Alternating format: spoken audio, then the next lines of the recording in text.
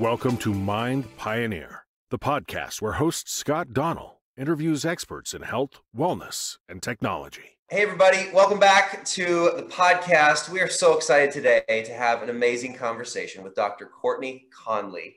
She's an author, she's a therapist, and an educator who specializes in working with adolescents. Stems from her own background and her history. Her mission is to equip adolescents with inner tools to successfully navigate the teenage years. So everybody out there listening with teenagers, this is your podcast. Her book, Your Daughter Doesn't Have to Be Miserable, an approach to supporting your teenage daughter through depression, teaches parents strategies to connect with and help with a struggling teen. She is in Washington, D.C. on the other side of the country, and she's all about helping the next generation, which is something very close to my heart as well. So Courtney, thank you for joining us on the podcast. Yes, thank you for having me, letting me serve your audience. Yeah, absolutely. Hope I did the intro well. I know you're probably way cooler than that, but this is the main bullet points. Cool. Okay, so first questions first. Why did you get into counseling? Like, what made you want to pursue that career over any other career? Yeah, I've always enjoyed helping folks. So that was kind of a given in some form or fashion. And a lot of my family are also in the helping professions. My mom was a teacher. My brother ended up being, a police officer and then a professor, all that kind of stuff. My sister's a school social worker. So I feel like part of it was kind of in my blood. But the part that really made me niche down and really want to work with adolescents really came from my own background and my own struggles, and knowing, as an adult, that it didn't need to be that hard if I had the right information. And so that's really what, again, you read my mission. That's really where that all comes from, is the fact that I know it doesn't have to be this hard. And it's just getting the right information to, the hearts of the people that need it. Yeah. Yeah, and I know you and I were talking just a bit before the podcast started, and you have young kids. I have three young kids, and my daughter, is going to become an adolescent very soon. They all are, but she is going to especially go through it. And I have had so many friends throughout the years who can trace back so much of their life's trauma to their teenage years, not just childhood or as a baby or an infant, but like a lot of it is their upbringing and caught and taught and all the trauma that gets passed on. And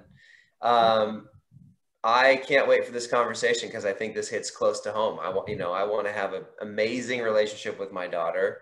I want to be very close to her. I want to help her grow. I want to, make sure that she feels loved and confident and excited for the world, and that her counseling because of me is limited.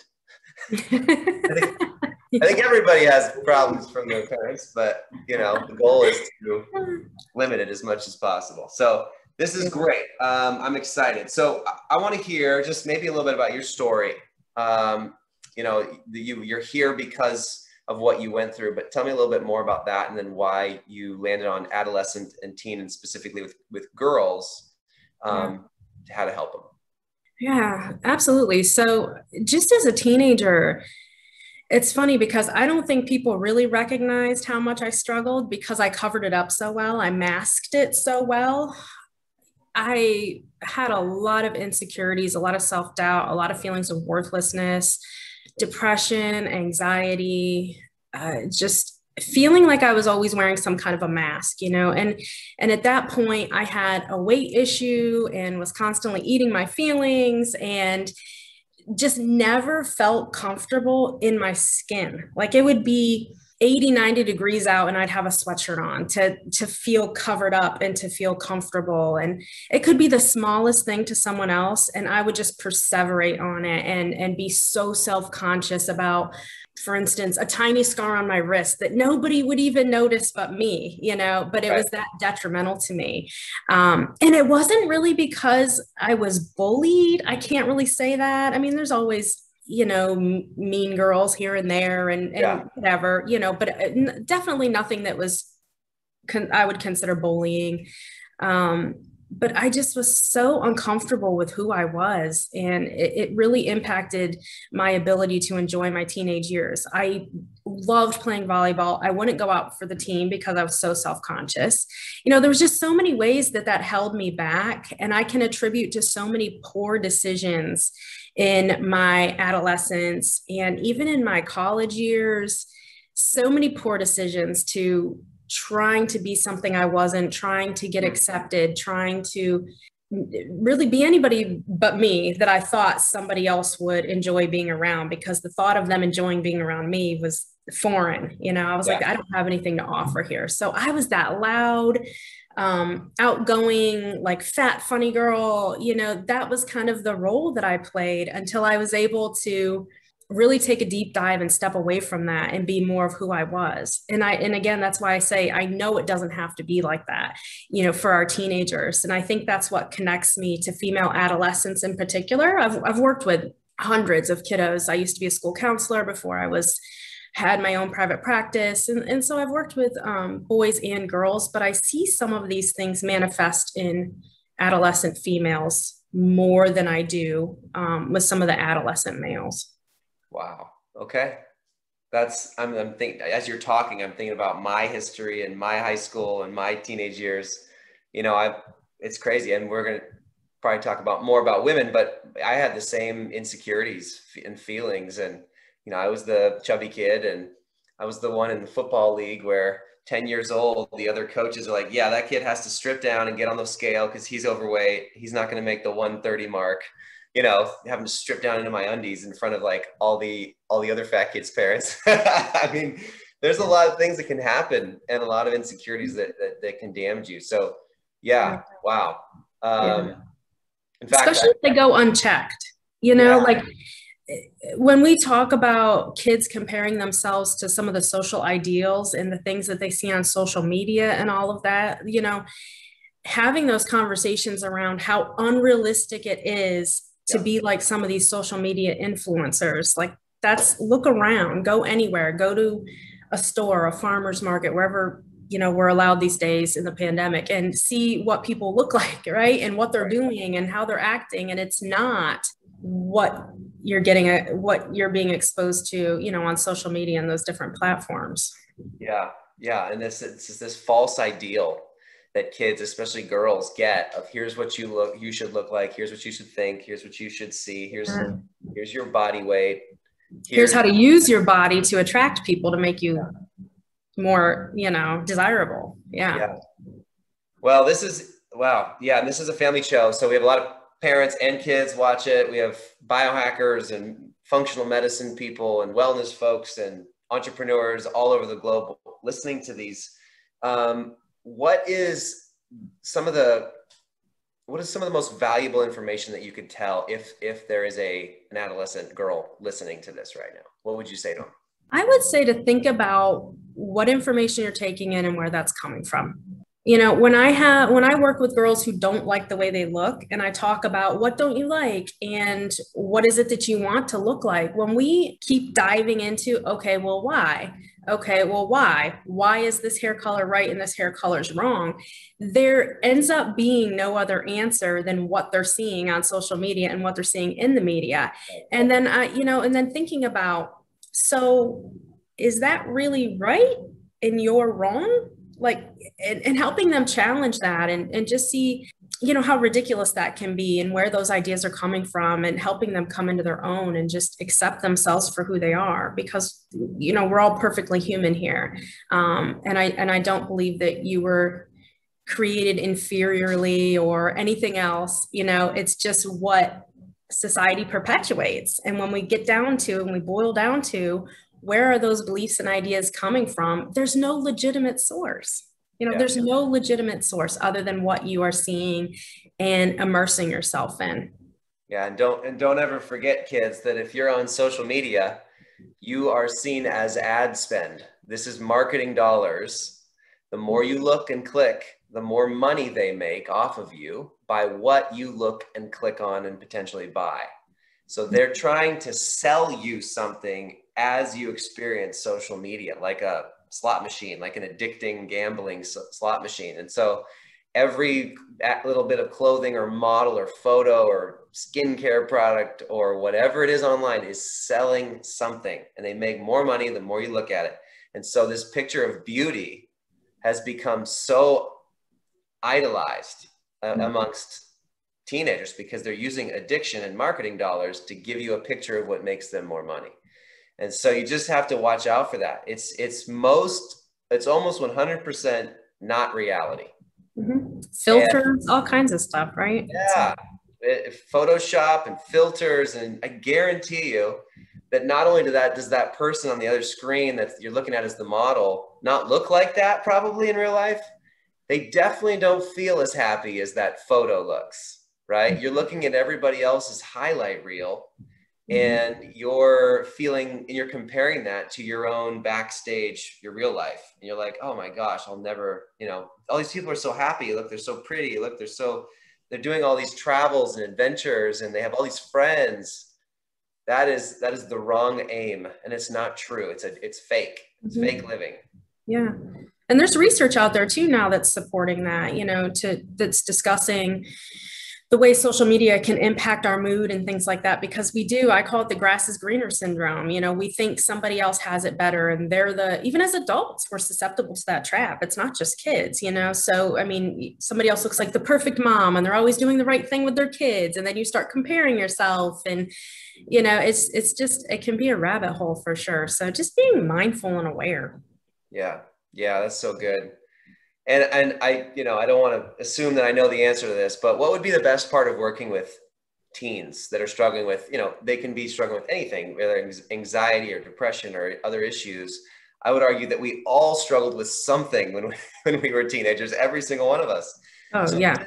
What do you feel like are the highlights, or what stories come to mind? Yeah, I don't think anybody escapes those teenage years without a few bumps and bruises, but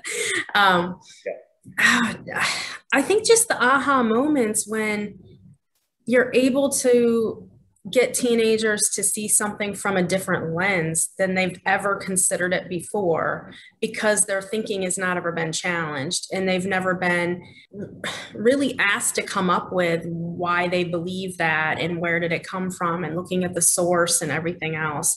And I think just the realness of it all, they're not into sugarcoating, and it's just fun. I really enjoy it. I connect with teenagers. I love the phase where they're at. And again, I love how real they are, and just the fact that they keep me young too.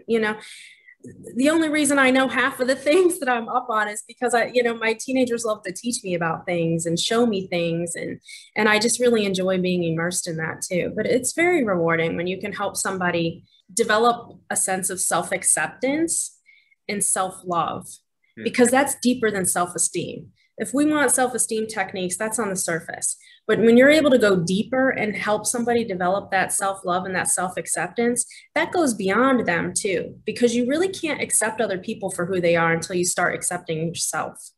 Yeah. So there's a lot of rewards to it, but in general, it's just fun. It's fun.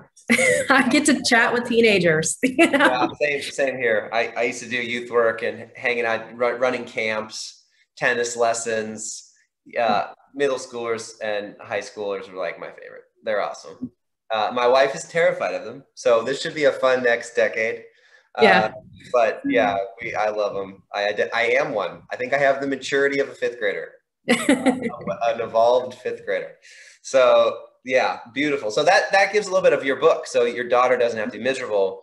So without giving anything away, what are, other than self-love as one of the main focuses, what are some of the other main themes of the book? Yeah, well, and I wrote that book aimed for parents when I realized that there were things that well-intended parents were doing, that were making their children feel disconnected, to feel unheard, and to not feel valued. And so really the book kind of goes through, I would say, the way I conceptualize it is like 3 different phases, right? I look at the analogy of like somebody being lost in the woods. You're not going to be able to go and help them come home unless you can enter into the woods, find them, and then bring them with you. So that's why the book starts off with generating understanding and empathy. And I highlight all the ways that we as adults, well intended, again, this is not a knock against parents. This is a very empowering book for them. But, you know, the way that we as adults sometimes minimize what our teenagers go through. And they're in a different developmental life phase from us. So keeping that in perspective. So it really starts with that, generating that understanding, that empathy, that awareness. And then it moves into the biggest part of the book, which is working on you. Because raising a teenager, especially one who's struggling with mental health concerns, that takes sustained emotional effort. And that's not just something like, hey, I have a busy week next week, I can push through it.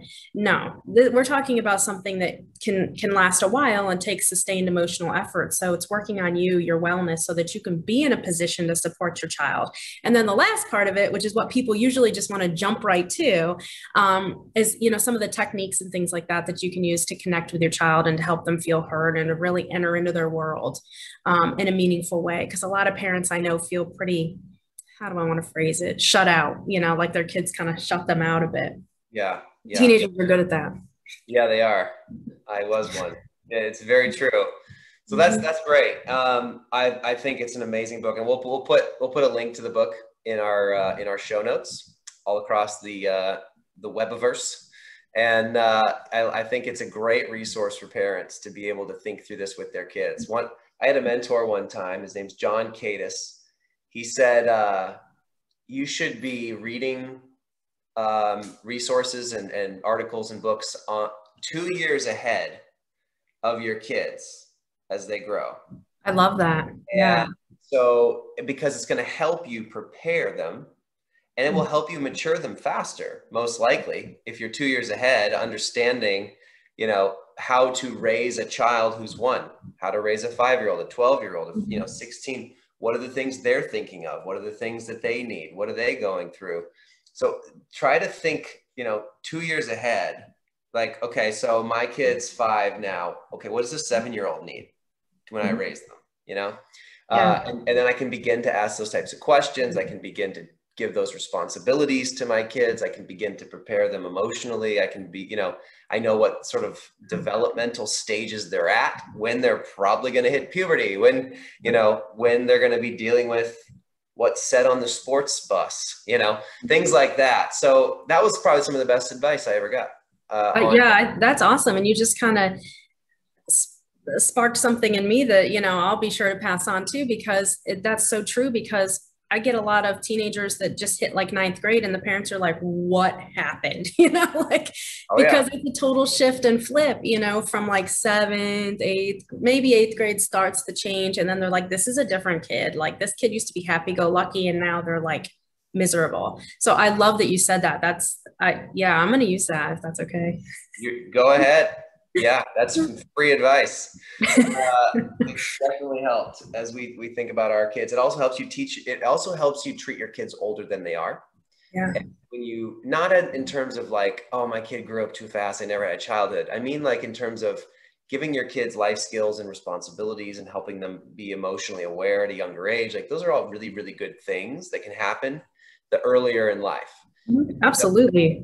Yeah. When you think 2 years ahead of the kid, you start to treat the kid with more responsibility and more care and more love. And it just helps kids almost be called up, you know, and kids want to be trusted. They want to have responsibility. They want mom and dad to let go of the rope in a lot of ways.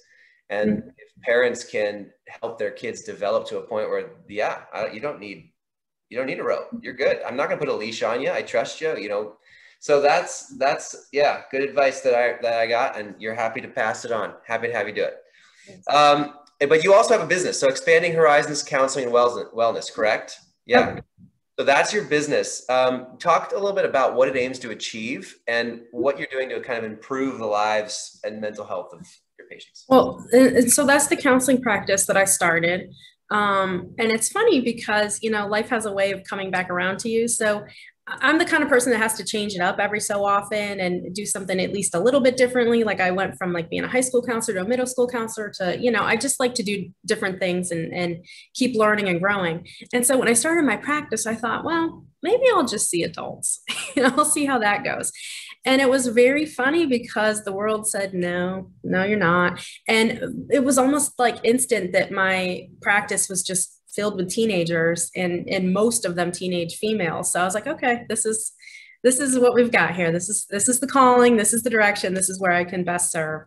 So I really just embraced it. I've really just embraced it just to try to help these teenagers see that it doesn't have to be this hard, right? Life is supposed to be fun. It's not supposed to be difficult. There's ways that we can take some of our power back, and regardless of what's going on outside of us and in our environments and things like that, there's ways that we can turn inward, and recognize our own strength and that self-acceptance and self-love and everything else, to really just promote them growing into healthy adults. Yeah, full disclosure, I was in an hour-and-a-half counseling session this morning and working through, and I do it every couple of weeks, and it's like a perfect tune-up. And, as a entrepreneur with hundreds of different employees, it's like, you gotta have help, and you gotta be thinking about those things. And we're working through, like, I have a high performing self, I have a vulnerable self. And a lot of times the high performer just dominates the vulnerable self. He doesn't get out much, and it makes him sad and lonely. And you really got to think about what you're feeling and how you're doing and how you're talking to yourself. I think self-talk is one of the most powerful or destructive things in the universe. Oh yeah. That's definitely something we chat about all the time. You'll never talk to someone as much as you do in your own head, as much as you talk to yourself and the messages that you give yourself and all that. Yeah, for sure. How do you do that? How do you talk to yourself in a positive way, or learn to love yourself? Mm-hmm. Well, one, I think it starts with breaking down those negative beliefs that just don't make any sense, So just becoming aware of it and breaking some of those things down first and foremost. And then second of all, it's really a process of retraining your brain. When those thoughts, I do exercises with kids, and I lay this out in my book in very plain language. So, it's approachable for anybody. But we look at how your thoughts initiate a feeling, which then causes you to act in a certain way. So it's this whole cycle of your thoughts creating certain feelings, which then create certain behaviors, and it goes around and around. So, we work on retraining our brain and stopping those negative thoughts and figuring out what's a better thought to replace it with, and really being willing to pause and sit back and consider what messages we're sending ourselves versus what messages we should be sending ourselves and we want to be sending ourselves. So a lot of self-compassion there too. We're much harder on ourselves than we ever would dream of being on anyone else. Yeah, I definitely can identify with that. I always laughed. I'm the worst boss to myself you could ever have. I'd like to think I'm a pretty good boss to other people. I don't, micromanage or babysit, or, a lot of it is if your battery's included, you're going to be a great person to work with me, because I don't, you're off to the races. I don't need to manage you much. But, myself, I'm the hardest on myself than I would be, looking back from a third person perspective. I'm like, wow, you're treating him like a miserable nightmare, an invaluable, ragged racehorse that doesn't rest, and you're messed up. You're a terrible boss. So those are all the kind. Yeah, you're right. That's the kind of thinking that you have to break these negative beliefs. And what are some of the beliefs that kids can have? It can be boys and girls. What are some of the negative beliefs that you've seen that just have to be thrown aside? A lot of them center around looks and feeling like they have to be perfect. A lot of pressure around being perfect and pleasing people. And this thought that there's one right decision when it comes to your future, and not understanding that, no, life's full of twists and turns. There's pretty crooked paths. One decision isn't going to ruin your life. Your future success doesn't hinge on one decision. So a lot of just feelings of unworthiness. I was about to ask you, what's like the best advice you would have given yourself when you started all this? Sounds like that was it. Yeah. Wow. Yeah. Is there anything else then that you would give as advice to yourself? If you go in a time machine back to when you were a teenager, or when you started counseling, that you wish you'd have known back then, other than you don't have to be perfect? Yeah. Really, I wish I could have embodied the self-compassion piece a bit more. And I always keep, I don't know if you want to call it a mantra, a motto, I'm not sure, but these are words that I've really lived by for quite a while. And it's approach with curiosity instead of judgment. And that really sparks a lot of compassion towards yourself, towards other people, even in your parenting. If you're more curious about why something happened versus, our snap of judgment, they did this because of this, or they're lying, or whatever. Or even with ourselves, when you catch yourself, and I still do this, right? Because everyone's a work in progress. When I catch myself having a negative thought about myself, like, well, who am I to write this book? Thinking about approaching that with curiosity instead of getting down on myself for thinking that way. Just even like, okay, why is this still creeping up? What do you need to work through?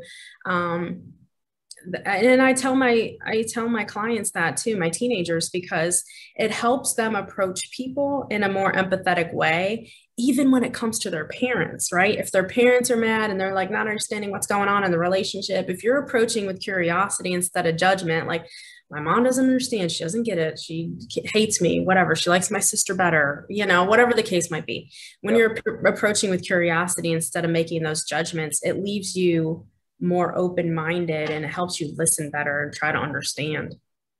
Got it. Okay. Wow, you are full of knowledge and wisdom. I love talking to like doctors and counselors. It's like nonstop. So what is the best advice you have ever received or given? But what's the best advice? What comes to mind? Really just has to do with believing in myself. I had somebody that I was working with before, a personal development coach. And it was funny because he's the first person that ever called me selfish. And that really resonated with me, because I was like, that's the last descriptor most people would use for me. But he was calling me selfish because I wasn't sharing my gifts and talents with the world. I wasn't writing the book. I wasn't offering my coaching services. I wasn't putting my courses out there that I had in my head for years. And so I kind of combined that, thinking about the way he framed it for me to make me get off my tail and move on some of these things and believe in myself, right? It became like a trigger word for me. But I kind of combined that with something else that he said, and I'm not going to get it right, but it was something about fear, a quote about fear robbing people of their dreams, more so than failure ever will. And that just hit so hard for me, because we're always, so afraid to fail or to put ourselves out there and be vulnerable and then not succeed, right? What if I write the book and nobody buys it? What if I write the book and they're like, this sucks, Yeah. So it's that's really the best advice I've ever received, in order to just kind of push myself further and getting rid of some of those negative thoughts, and just being willing to be vulnerable and put myself out there. That's good. Fear robs people of more dreams than failure ever will.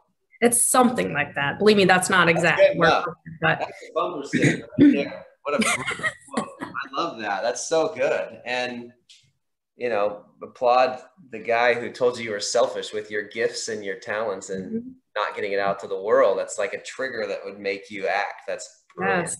Yes. Well, there you go. That's amazing. We'll leave it on that, because I think it's the perfect way to end this. Fear will ruin more of your future dreams and success and the life you could have than failure from trying ever will. Maybe 1,000 to 1. So very cool. Thank you so much. Dr. Courtney, is that what all the kids call you, or Dr. They call me Courtney. They call me Courtney. All right. Sounds good. Well, thanks so much for joining us today. What a great conversation. Really, really appreciate it. And is there anything you want to say before we jump? Oh, where can people find you? Duh. I want to make sure people get your book. We'll get the links in the show notes. Right? Or they can search, right? Your daughter doesn't have to be miserable, and they'll probably see your name. Is it on Amazon? Yeah, it's on Amazon. It's Barnes and all the major, I guess book outlets or whatever you want to call it. But I have my website, which is just Courtney-Conley.com. So you can connect with me there. And I literally just started a free Facebook group for parents of struggling teens because I felt like they needed their own space. So I literally just started that and got a couple people in there too. So it's free if you want to connect with me that way, but you can find all of that again on the website, just Courtney-Conley.com.